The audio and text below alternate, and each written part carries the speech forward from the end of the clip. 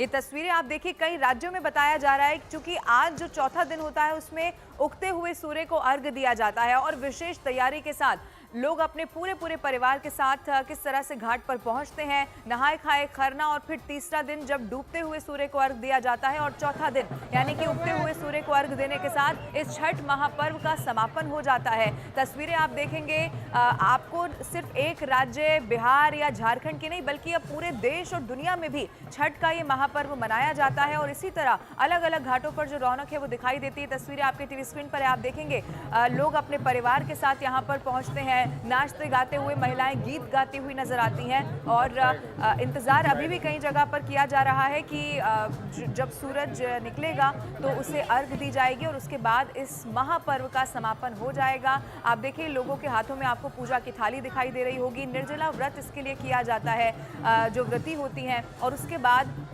आज इस छठ महापर्व का समापन हो जाता है। ये प्रयागराज की तस्वीरें सामने आई हैं। प्रयागराज के घाटों पर आप तस्वीर देख सकते हैं कि किस तरह की जो छटा है इस महापर्व की वो दिखाई पड़ती है। जहां तक आपकी नजर जाएगी वहां तक आपको लोग दिखाई देंगे, प्रसन्नता उनके चेहरे पर नजर आएगी। अपने परिवार के साथ इस छठ महापर्व को मनाने के लिए सुबह से ही घाटों पर भी विशेष इंतजाम किए गए हैं। न सिर्फ उत्तर प्रदेश बिहार बल्कि दिल्ली से लेकर तमाम राज्य और दूसरी तरफ दुनिया में भी अब इस छठ पर्व को मनाया जाता है। ये दो अलग अलग तस्वीरें आपके टीवी स्क्रीन पर हैं। आप देखेंगे कि किस तरह से अब कई राज्यों में इंतजार अभी भी किया जा रहा है। जैसे ही सूरज निकलेगा उसके बाद अर्घ दिया जाएगा और फिर इस छठ महापर्व का समापन हो जाएगा। नहाए खाए और फिर खरना के साथ इस महापर्व की शुरुआत होती है। उसके बाद तीसरा दिन भी सबसे खास इस महापर्व के लिए होता है जब शाम का वक्त होता है और शाम के वक्त यानी कि सूर्य जब ढलता है उससे पहले ही लोग घाटों पर पहुंच जाते हैं अपने परिवार के साथ।